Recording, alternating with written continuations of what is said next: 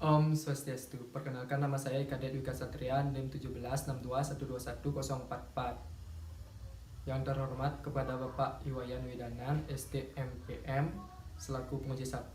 Yang terhormat juga kepada Bapak Imade Surya Nata Prabawa, STMT, selaku pembimbing dan penguji 2. Berikut saya akan mempresentasikan hasil seminar proposal yang saya beri judul Perencanaan dan Perancangan Mall UMKM di bidang industri kreatif di Denpasar. Latar belakang, perkembangan ekonomi kreatif di Indonesia terus mengalami peningkatan. Itu dibuktikan dengan adanya data statistik besaran produk domestik bruto atau PDB ekonomi kreatif tahun 2010 sampai 2015 yang terus mengalami peningkatan sebesar 852.240 triliun. Minat generasi muda di Bali dalam berwirausaha terus mengalami kenaikan hingga 12,57% terhadap PDB, menjadikan Bali peringkat kedua setelah Yogyakarta di Indonesia. Dari tahun 2017 sampai 2018, UMKM di Bali meningkat hingga 15.134 unit. Adapun permasalahan dalam memulai sebuah usaha seperti biaya yang tinggi untuk membuat tempat usaha, lokasi yang berpengaruh pada pemasaran produk, dan kurang puasnya konsumen yang membeli produk lewat media online. Lokasi. Memilih lokasi di Kota Denpasar karena Kota Denpasar yang terus berupaya meningkatkan ekonomi dengan memberikan KUR kepada pelaku industri kreatif muda, serta banyaknya komunitas kreatif di Denpasar. Penyelesaian. Dengan demikian, diusulkan untuk mengajukan perencanaan dan perancangan Mall UMKM di bidang industri kreatif di Denpasar sebagai wadah untuk pelaku industri kreatif dalam memulai usahanya dan meningkatkan perekonomian Kota Denpasar. Metode penelitian. Dari isu yang sudah didapat, kemudian melakukan penelitian pengumpulan data melalui jurnal dan media online, observasi lapangan, wawancara. Setelah data penelitian sudah dikumpulkan, lalu diolah dengan cara dibuatkan dalam bentuk tabel, urean, gambar, ataupun foto. Pengertian Mall UMKM Industri Kreatif. Mall. Mall merupakan sebuah tempat untuk mewadahi kegiatan jual beli antara pengunjung dengan pedagang. Dalam sebuah mall biasanya mewadahi produk berupa barang maupun jasa. UMKM. UMKM adalah suatu usaha perniagaan yang pengelolanya dilakukan oleh individu atau perseorangan serta badan usaha dengan ruang lingkup yang kecil. Industri kreatif. Industri kreatif adalah industri yang berasal dari pemanfaatan keterampilan, kreativitas, dan bakat yang dimiliki individu dalam menciptakan kesejahteraan dan lapangan pekerjaan. Jadi kesimpulannya adalah Mall UMKM di bidang industri kreatif adalah suatu wadah ruang bagi pelaku yang memiliki kreativitas, keterampilan, dan bakat untuk menciptakan produk ataupun jasa yang kreatif untuk mencapai suatu kegiatan di bidang perdagangan dengan maksud mencari untung yang dilakukan oleh perseorangan atau badan usaha. Klasifikasi mall. Mall dapat dibedakan menjadi beberapa jenis berdasarkan klasifikasinya. Adapun di antaranya, jenis barang yang dijual, convenience shop, menjual barang-barang kebutuhan sehari-hari, demand store, menjual barang-barang tertentu yang biasanya digunakan oleh pelanggan, influence store, menjual barang-barang mewah. Adapun sistem penjualannya, grosir yaitu toko yang menjual barang dalam partai besar, eceran yaitu toko yang menjual barang dalam partai kecil atau satuan barang. Klasifikasi mall dalam kebutuhan luasan. Tipe mall regional dengan luasan area antara 32.000 sampai 95.000 meter persegi dengan skala pelayanan antara 150.000 sampai 400.000 penduduk. Tipe mall distrik dengan luasan antara 10.000 sampai 30.000 meter persegi dengan jangkauan pelayanan antara 40.000 sampai 150.000 penduduk.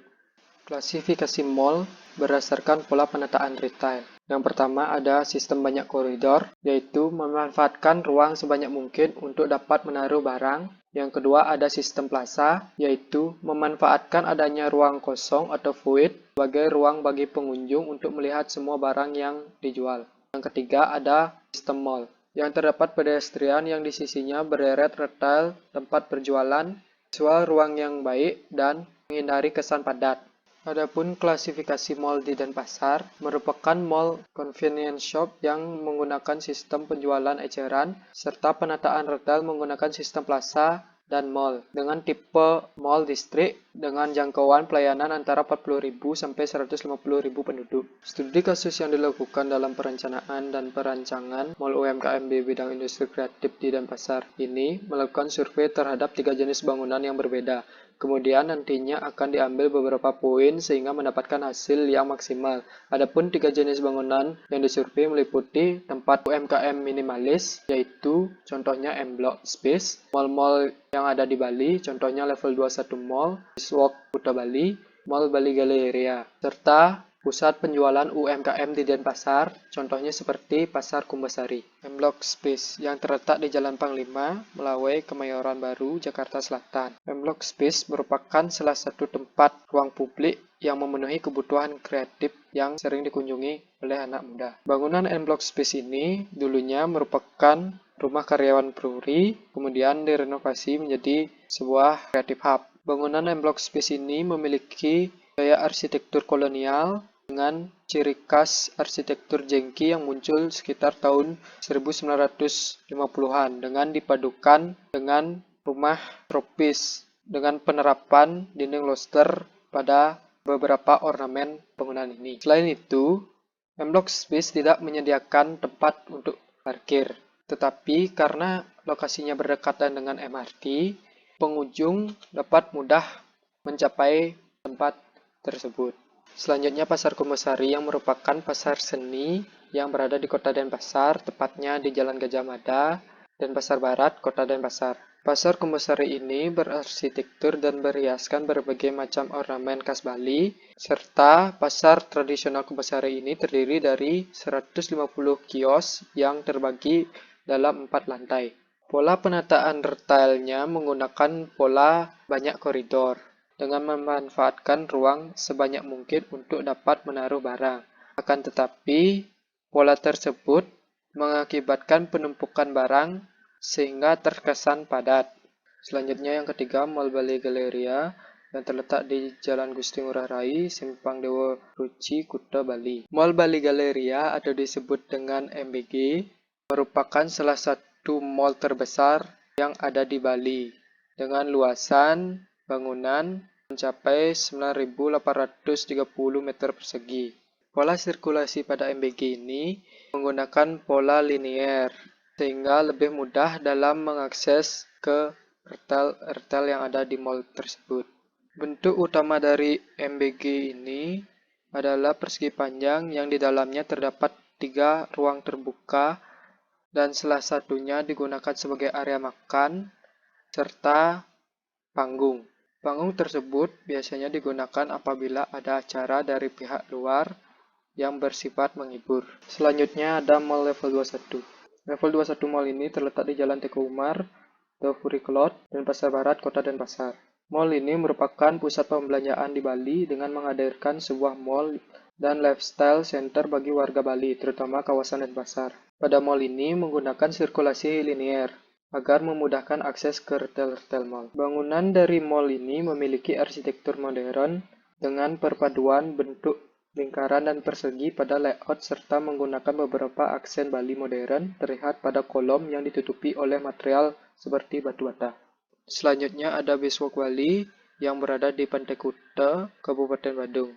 Biswalk Bali ini merupakan jenis shopping mall yang saat ini merupakan salah satu mall yang sangat ramai dikunjungi setiap harinya. Pola penataan massa di mall ini menggunakan konsep semi-open mall, dan layouting mall ini menonjolkan penataan landscape untuk menghilangkan kesan pertukuan dalam ruangan. Sirkulasi pada mall ini bersifat sangat dinamis. Selain itu, di depan mall ini merupakan tempat wisata berupa Pantai Kuta. Ini menjadi poin yang baik dari mall ini karena pada sore hari mall ini langsung mendapatkan view pantai dan sunset. Berdasarkan studi kasus yang dilakukan, terdapat kekurangan dan kelebihan masing-masing studi kasus. Contohnya pada mall dan pasar, walaupun memiliki daya tarik tersendiri dan lokasi yang strategis, tetapi pengunjung yang datang ke pasar cenderung lebih sedikit dibanding mall, serta penataan produk yang kurang baik sirkulasi yang kurang baik dan cenderung sempit, serta parkir yang kurang luas dan tidak adanya fasilitas penunjang dibanding dengan mal. Akan tetapi, pasar juga memiliki kelebihan seperti harga sewa yang cenderung murah, pembayaran sewa yang bisa dilakukan harian, serta dapat mewadahi pelaku UMKM kecil dan memasarkan produk-produk lokal. M-Block Space juga memiliki kelebihan seperti dekat dengan fasilitas umum seperti MRT, daya tarik bangunan lama tahun 1950-an, serta pemasaran produk kreatif lokal sehingga menarik pengunjung di kalangan muda. Akan tetapi, terdapat kekurangan seperti kurangnya retail-retail kios dan lebih berfokus pada area penunjang. Kesimpulan dari studi kasus tersebut nantinya menjadi acuan dalam perencanaan dan perancangan mal UMKM di bidang industri kreatif di Kota Denpasar, serta mencari dan menghubungkan poin positif dari studi kasus yang dilakukan. Kesimpulan spesifikasi mal UMKM yang diusulkan yaitu terdapat jenis ruang seperti fasilitas utama berupa retail yang nantinya akan disewakan oleh berbagai jenis produk kreatif dengan berbagai merek lokal. Yang kedua ada fasilitas penunjang seperti food court yang menyediakan berbagai produk makanan dan minuman lokal. Yang ketiga ada fasilitas pelengkap yang merupakan area eksibisi dan panggung. Serta yang kelima merupakan fasilitas servis seperti toilet, kantor pengelola, parkir, dan ruang utilitas. Bentuk mall yang diusulkan yaitu semi-open mall karena dapat memberikan pilihan ruang yang lebih dinamis antara ruang dalam dan ruang luar. Selanjutnya, pola sirkulasi yang digunakan yaitu pola linear serta penataan retail menggunakan sistem mall atau terdapat pedestrian yang di sisinya berderet retail-retail barang sehingga menghindari kesan padat barang. Dan konsumen tidak merasa bosan sekaligus menjadi hal positif bagi pedagang karena semua kios pasti akan dilewati oleh pengunjung. Untuk konsep yang diusulkan yaitu commercial and experience, di mana komersial merupakan suatu hal yang berkaitan dengan pembelian dan penjualan barang dan jasa, atau dalam perencanaan mal UMKM di bidang industri kreatif ini mencakup semua kegiatan dan hubungan perdagangan di bidang industri kreatif.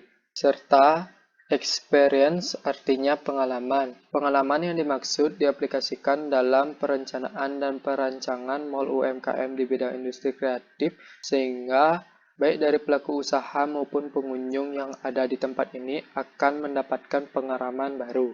Dari konsep yang sudah dibahas, adapun tema yang diusulkan yaitu Green Architecture.